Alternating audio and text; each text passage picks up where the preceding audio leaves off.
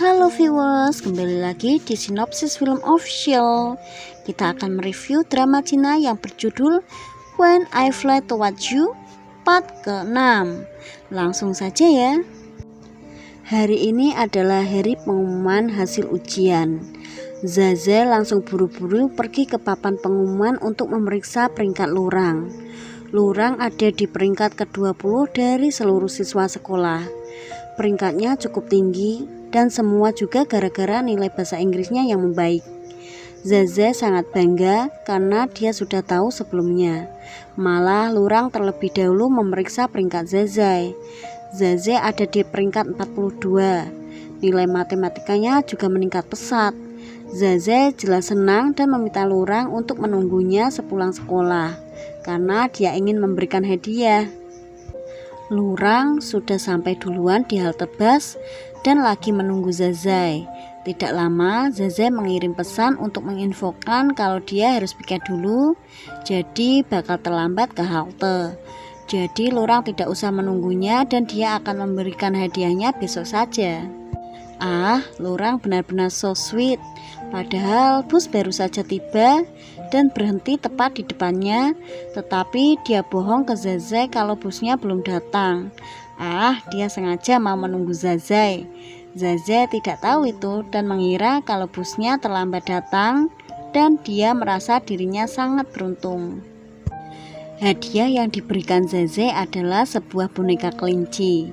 Dengan malu dia memberitahu kalau bonekanya punya fungsi lain, jadi coba cari tahu saat pulang. Lurang langsung bisa menebak kalau fungsi lain boneka itu adalah bisa berbicara. Zaze panik dan berpura-pura tidak tahu dan mengalihkan topik dengan membahas bus yang belum datang juga. Setelah sampai di rumah dan mandi, Lurang bergegas memeriksa boneka kelinci pemberian Zaze. Saat bagian perut boneka ditekan, terdengar suara rekaman Zaze. Selamat kepada Rangrang mendapat nilai yang bagus. Semoga bisa terus melanjutkan les dan gigih belajar. Busu Zaze serius, bertanggung jawab, positif dan imut. Memang pilihan terbaik untuk terus bekerja sama. Padahal itu hanya kalimat singkat, tetapi sangat menyenangkan hati Lurang hingga dia mendengarkannya berulang kali. Ujian sudah usai dan mereka akan memasuki festival olahraga musim gugur. Guru Lin mengingatkan ke murid-muridnya agar setidaknya di setiap cabang olahraga yang dipertandingkan, kelas mereka mengirimkan 2 orang sebagai perwakilan, dan yang bertugas untuk mencatat pendaftaran adalah ketua kelas Wang Nan. Begitu pelajaran selesai, Wang Nan lanjut membujuk teman-teman dekatnya untuk membantu agar bersedia mendaftar ke cabang olahraga yang tidak begitu diminati. Soalnya kalau tidak, maka dia yang harus mendaftar. Jiang Jia dan Zaze yang kasihan padanya memutuskan untuk mendaftar ke cabang olahraga 1000 meter. Sudah dibantu, Wang Nan malah meminta agar mereka mendaftar 1 cabang lagi. Jelas saja itu langsung ditolak. Wang Nan membela diri kalau dia sudah cukup baik karena memberikan mereka kesempatan memilih, sementara di kelas lain tidak ada. Kelas yang dimaksud adalah kelas 11. Guru Zhang tidak membiarkan murid-murid kelasnya memilih sendiri cabang olahraga yang ingin mereka ikuti. Cabang olahraga yang harus mereka ikuti ditentukan dengan undian dan semua harus mengambil undian tersebut. Hal ini dilakukan agar semua muridnya berpartisipasi dan mengisi semua cabang olahraga, tidak hanya ke cabang olahraga yang populer saja. Lurang mendapatkan lari 100 meter, sementara Guran mendapatkan tolak peluru. Guran tidak menyukai cabang tersebut dan mengajukan protes agar diizinkan memilih sendiri. Menurutnya dia lebih cocok untuk cabang olahraga lari karena kakinya panjang. Guru Zhang tetap tidak mengizinkan untuk memilih sendiri, tetapi boleh untuk bertukar dengan teman yang lain. Guan Fang langsung mengajukan diri untuk bertukar dengan dia, mendapat cabang olahraga lari 2000 meter. Guran langsung batal bertukar dan menarik kembali semua ucapannya. Di malam hari, Zaze mengirim pesan ke Lurang untuk menanyakan cabang olahraga yang diikutinya. Saat tahu Lurang ikut lari 100 meter, Zeze menyombongkan diri kalau dia lebih unggul dari Lurang karena ikut lari 1000 meter. Zeze sangat yakin dengan kemampuan larinya karena dia sudah pengalaman dikejar ibunya dengan sandal saat masih kecil dan tidak pernah terkejar. Lurang khawatir dan menasihatinya untuk tidak terlalu memaksakan diri. Perhatian. Hari ini adalah hari Minggu. Baru bangun, ayahnya malah memintanya untuk pergi keluar membeli sarapan untuk ibu. Meski malas, Zeze tetap pergi menjalankan tugas. Dia pergi dengan sepeda dan tidak sengaja melihat Lurang sedang bersantai di taman dengan anjing peliharaannya. Zeze sangat senang karena di hari Minggu pun bisa melihat Lurang sehingga dia mau menghampirinya. Tetapi mendadak anjing Lurang berlari ke arahnya hingga membuat Zeze ketakutan dan terjatuh dari sepeda. Lututnya lecet dan pergelangan kakinya terkilir. Lurang langsung mengantarkannya ke rumah sakit dengan sepedanya sementara anjingnya dititipkan di pos satpam. Sepanjang jalan, Zeze seperti biasa ceriwis menanyakan soal anjing Lurang. Nama anjing itu adalah Suzu. Zeze dengan ceria memberitahu kalau nama panggilannya adalah Suzu. Dia juga jadi ingin memelihara anjing dan diberi nama Rangrang, jadi mereka impas. Setelah sampai di rumah sakit, Zeze memegang lengan tangan Lurang dengan erat saat sedang diobati. Dokter sudah selesai memperban luka Zeze dan memintanya menunggu sebentar hingga hasil CT scan keluar untuk mengetahui apakah ada cedera tulang atau tidak. Dan karena kaki Zeze terkilir, dokter memperingatinya untuk hati-hati dalam berjalan. Lurang malah mengartikannya secara berlebihan dan menawarkan punggungnya untuk menggendong Zeze. Zeze yang malu menolak karena dia masih bisa berjalan sedikit-sedikit. Sambil menunggu hasil CT scan keluar, Lurang menanyakan tujuan Zeze keluar pagi-pagi. Saat tahu Zeze mau beli sarapan nasi gulung udang di toko zoo, Lurang langsung mau pergi membelikannya. Zeze tentu melarang dan meminta Lurang untuk terus menemaninya. Kebetulan sekali mereka malah bertemu dengan ayah Guran yang bekerja sebagai dokter di sana. Sama seperti Guran, Huyang Feng juga sangat ramah. Dia agak heran karena anaknya Guran sangat lincah tetapi punya teman yang pendiam seperti Lurang. Tidak disangka ada juga gadis kecil yang lembut dan pendiam. Baru saja mengira teman anaknya adalah anak-anak pendiam, mendadak muncul Jiangjia yang heboh. Dia langsung datang saat mendengar Zeze terjatuh. Baru juga ketemu, Yang Feng udah langsung menilai kalau Jiangjia sangat mirip seperti Guran. Pas sekali hasil CT scan sudah keluar. Jadi Zeze dengan ditemani Lurang pergi untuk mendengarkan hasilnya. Tinggallah Jiangjia dan Yang Feng berdua. Zeze mengkhawatirkan Jiangjia yang paling takut kalau ditinggalkan bersama orang tua karena tidak tahu harus membahas apa. Tidak perlu khawatir karena Jiangjia sangat nyambung dengan ayah Guran. Malahan saking nyambungnya, Jiangjia sampai mau curhat dan konsul soal rambutnya yang sering rontok. Dan kebetulannya Guran hari ini datang untuk mengunjungi ayahnya. Dia tidak sengaja mendengar ayahnya lagi menyemangati Jiangjia untuk tidak sedih karena dia masih memiliki harapan. Kejadian ini memang jarang terjadi di usia seperti Jiangjia 17 tahun. Jiangjia sedih dan meminta Yang Feng untuk merahasiakan hal ini. Dan karena pembicaraan yang tidak didengar dari awal, Guran salah paham mengira Jiangjia mengidap penyakit keras dan ayahnya adalah dokter yang menangani. Guran langsung diliputi rasa bersalah dan mengakui semua dosanya ke Jiangjia soal dia yang sering mencuri makan camilannya. Dia yang memecahkan botol minum barunya dan dia juga yang melemparkan bola basket padanya.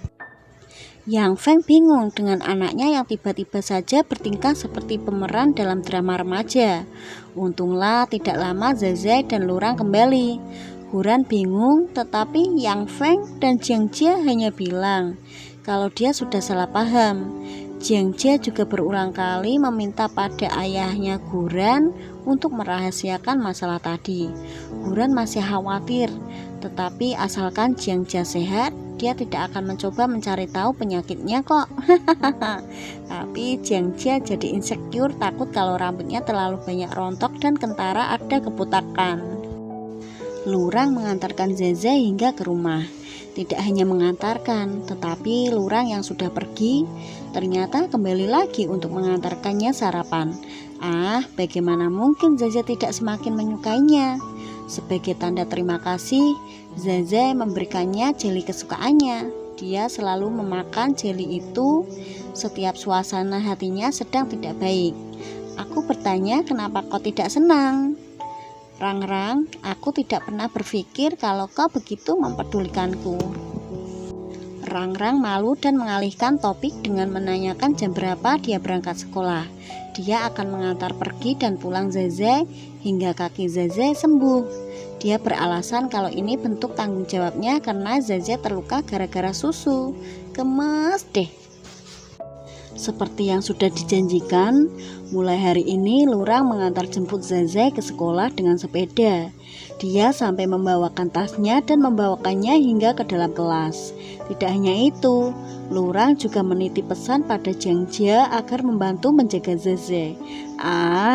Keromantisan simpel yang membuat teman-temannya iri.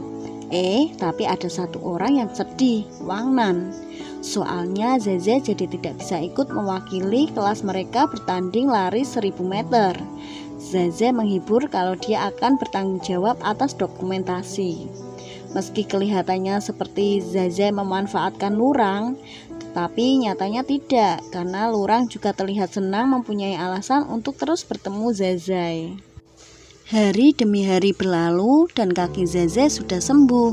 Namun di depan Lurang, Zeze masih terus berakting. Kebetulan hari ini ayah Zeze melewati sekolah Zeze karena jalan utama sedang dalam perbaikan. Di jalan dia melihat ada siswa pria yang sedang membonceng siswa wanita, namun tidak kelihatan wajahnya. Dan begitu sampai di rumah dan Zeze sudah pulang, di saat makan ayah mulai membahas soal apa yang dilihatnya. Ibu langsung menasehatinya untuk tidak meniru siswa-siswi yang dilihat ayah tadi karena dia masih muda. Jangan sampai tertipu ucapan manis pria. Zeze panik dan membela siswa-siswi itu. Karena dia kan juga dibonceng. Meskipun dia tidak tahu yang dilihat ayahnya memang dia. Tingkahnya benar-benar mencurigakan dan hampir membongkar rahasia sendiri. Takut semakin salah bicara, Zeze langsung menyudahi makanannya dan bergegas ke kamar. Festival olahraga yang ditunggu akhirnya tiba. Zeze tidak ikut serta karena kakinya masih belum sembuh total. Jiang Jia juga batal ikut karena tidak begitu sehat. Jadi mereka memutuskan berkeliling untuk melihat-lihat dan mendukung kelas. Ada sedikit rasa syukur di hati mereka karena tidak jadi ikut karena ada saja kejadian memalukan di setiap cabang olahraga. Yang ikut lomba bukan hanya para siswa, tetapi juga para guru pria. Semua siswa-siswi baru sudah semangat mau mendukung guru mereka. Ternyata pertandingannya tidak seru. Kenapa? Karena semua guru sengaja mengalah dengan berpura-pura jatuh, habis stamina dan sebagainya, hanya agar Kepsek Chang yang menang. Kepsek Chang yang tidak sadar kalau kemenangannya diberikan, menasehati guru-guru yang tidak berstamina karena kurang olahraga. Dia juga menyombongkan diri sebagai pemenang lomba lari tahun lalu. Lanjut ke pertandingan tarik tambang pria. Bersama dengan teman-teman sekelasnya yang lain, Zeze berteriak keras meneriakkan nama Wang Nan sebagai bentuk dukungan. Tetapi teriakannya langsung berhenti saat melihat Lurang di seberang lapangan. Dia langsung menghampiri Lurang dan menyemangatinya untuk lomba lari 100 meter sebentar lagi. Dia akan berteriak keras mendukungnya, tapi takutnya suaranya terendam suara orang lain yang berteriak juga. Bukankah kau berteriak keras saat bersorak di tarik tambang tadi?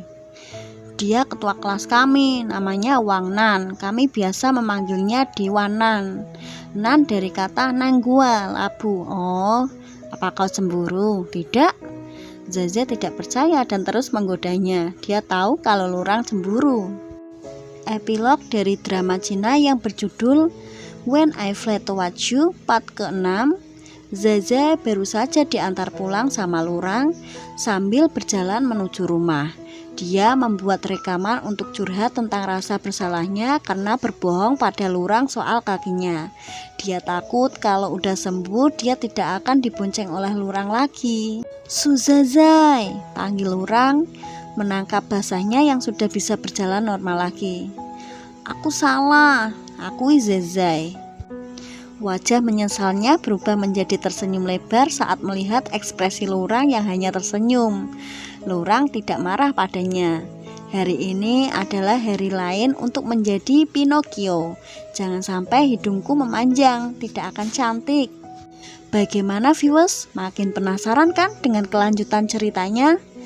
Tonton terus channel kita di Synopsis Film Official. Dan jangan lupa subscribe, tekan tanda loncengnya ya, agar kalian akan selalu mendapat notifikasi updatean video terbaru kita. Terima kasih.